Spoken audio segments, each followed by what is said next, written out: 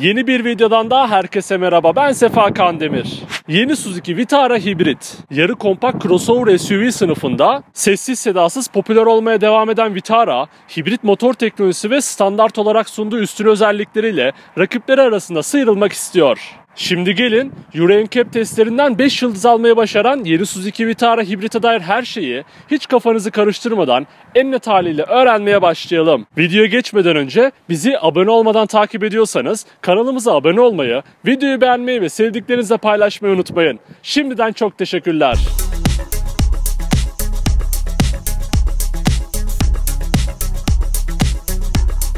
Suzuki Vitara ilk kez 1988 yılında mini SUV olarak piyasadaki yerini aldı. 1998 yılında kompakt SUV sınıfına terfi olan Vitara, 2015 yılında tamamen yenilenen tasarımı, özellikleri ve sürüş dinamikleriyle yarı kompakt crossover SUV sınıfında mücadele etmeye başladı. 2018 yılında ilk makyajına kavuşan Vitara, artık hibrit motoruyla verimlilik konusunda da iddiasını ortaya koyuyor.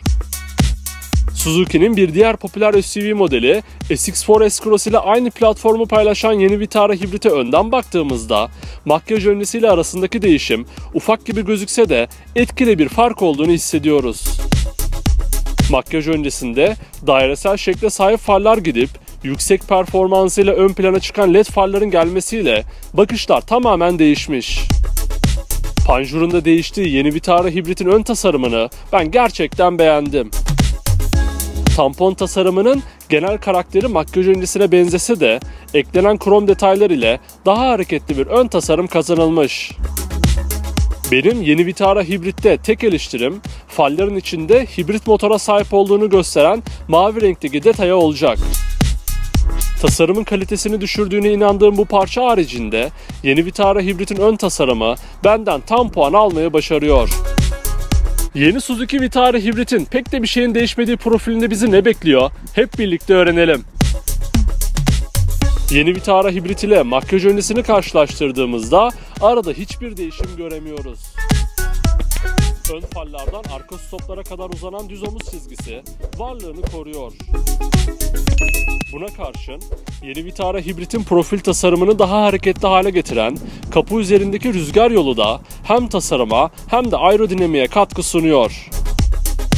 Bununla birlikte yeni Vitara hibritin çift renk seçeneğiyle satın alabileceğiniz kozmik siyah tavanı da oldukça karizmatik görünüyor. Renk seçenekleri demişken yeni Vitara hibritte çift renkler de dahil olmak üzere 10 farklı dış renk seçeneği beğeninize sunuluyor. Tasarımın olmazsa olmazları arasında bulunan jantlarda ise 215-55-17 inç boyutunda biri parlak, diğeri mat olmak üzere iki farklı modeli seçebilirsiniz. Yeni Suzuki Vitara hibritin makyaj sonrası çok beğendiğim arka tarafını öğrenmeye hazır mısınız? Genel tasarımın makyaj öncesiyle aynı kaldığı Vitara hibritin arka tasarımındaki en büyük değişim stoplarda yaşanıyor. Makyaj öncesinde aşırı derecede basit ve orantısız şekilde büyük olan geri vites lambasıyla pek hoşuma gitmeyen Vitara'nın arka tarafı makyaj sonrası layığını bulmuş. Üçlü şerit park ve hafif karartılmış rengiyle yeni Vitara hibritin yenilenen stopları benden tam puan almayı başardı. Her şeyin makyaj öncesiyle aynı kaldığı arka tarafta geri vites lambası sis farının yerine difüzörün üzerine alınmış. Ayrıca uygun fiyatı ve artan maliyetleri yüzünden pek fazla eleştiri yapamıyor olsam da geri vites kamerasının konumu ve şeklini pek fazla beğenmedim. Yeni Suzuki Vitara hibrit boyutlarıyla makyaj öncesine göre bir değişim yaşamıyor. Yeni Vitara hibrit 4175 mm uzunluğunda, 1775 mm genişliğinde ve 1610 mm yüksekliğiyle yarı kompakt crossover sınıfında iyi değerler sunuyor. Dingil uzunluğunda ise 2500 mm ile S-Cross'tan 100 mm daha kısa boyuta sahip. Yeni Suzuki Vitara hibritin gereksiz kalabalıktan uzak, tamamen işleve yönelmiş iç mekanını hep birlikte inceleyelim. Yeni Vitara hibritle makyaj öncesini karşılaştırdığımızda ilk bakışta hiçbir yenilik göremeyebiliriz. Değişimin detaylarda saklandığı iç mekanda S-Cross'ta da yaptığım Lexus direksiyonuna benzeyen direksiyon simidine atıfta bulunmadan geçmek istemiyorum. Adaptif hız sabitleyici özelliği de dahil olmak üzere birçok fonksiyona erişilebilen bu direksiyon tasarımını ben gerçekten beğeniyorum. Direksiyon simidinin hemen arkasında ise klasik dokusu nedeniyle benden tam puan alan yenilenmiş analog devir ve hız göstergesi bulunuyor. Ortasında ise makyaj öncesinde çift renkli TFT olup makyaj sonrası 4.2 inç büyüklüğünde LCD ekrana dönüşen yol bilgisayarı yer alıyor. Bu ekran üzerinden 4 çeker all grip sürüş modları, G kuvveti, motor çıkış gücü, tork, gaz ve fren kullanımı gibi özellikleri anlık olarak takip edebiliyorsunuz. Yumuşak kaplama malzemesi kullanılan ön konsolun ortasına geldiğimizde ise dairesel formdaki havalandırma çıkışları ve ortasında bulunan saati görüyoruz. Benim gibi detaylardan hoşlanan kimseleri mutlu edecek saat detayına da bir tam puan vermezsek olmaz. Havalandırma çıkışlarının hemen altında 9 inç büyüklüğünde dokunmatik multimedya ekranı bulunuyor. Üzerinden radyo, geri görüş kamerası, Bluetooth, Apple CarPlay ve Android Auto özelliklerine erişebilen bu ekranın dokunmatik hassasiyeti ve tepki süresi gayet iyi. Ekranın hemen altında tek bölgeli klima kontrol ünitesi yer alıyor.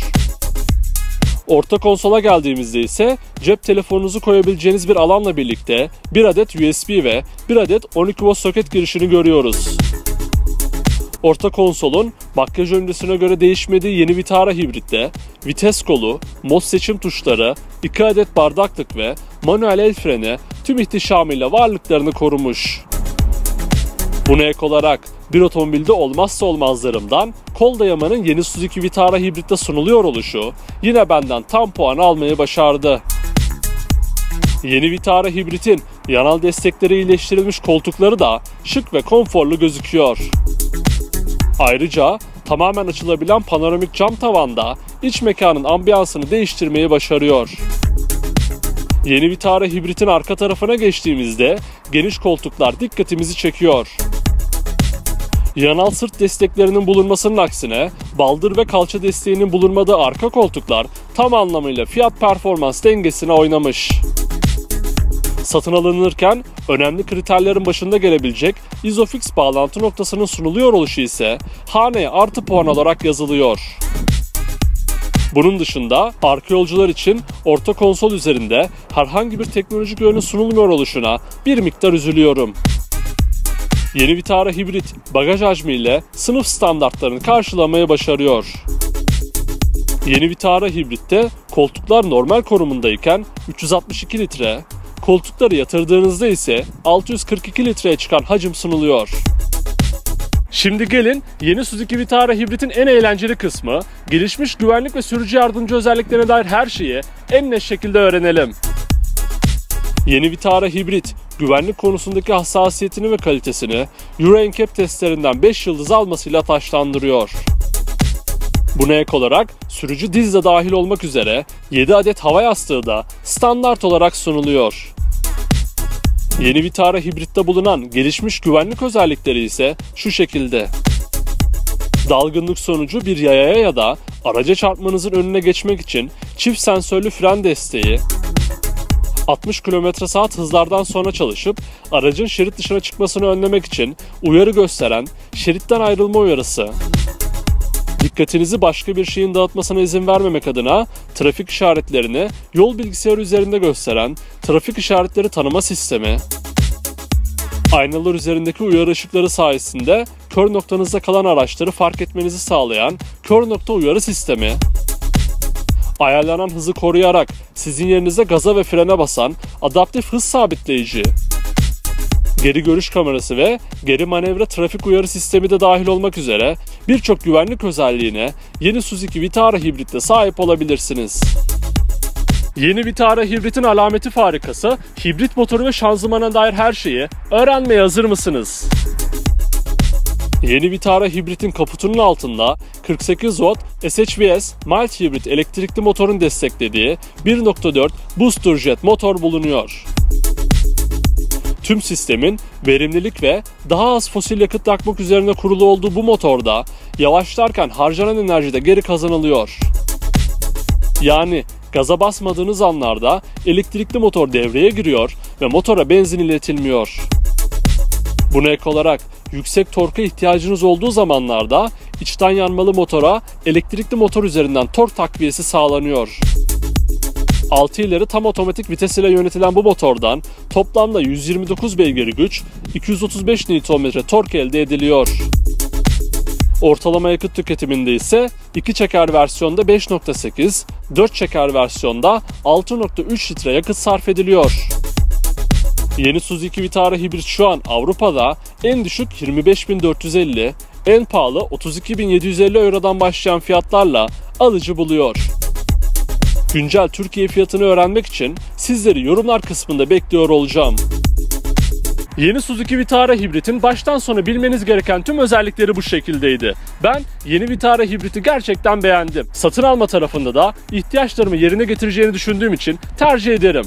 Peki siz yeni Vitara hibrit hakkında ne düşünüyorsunuz? Aklınıza takılan her şeyi ve yeni Vitara hibrit hakkındaki düşüncelerinizi yorumlar kısmında bizimle paylaşabilirsiniz. Ayrıca sonraki videolardan anında haberdar olabilmek için kanalımıza abone olmayı, videoyu beğenmeyi ve sevdiklerinizle paylaşmayı unutmayın.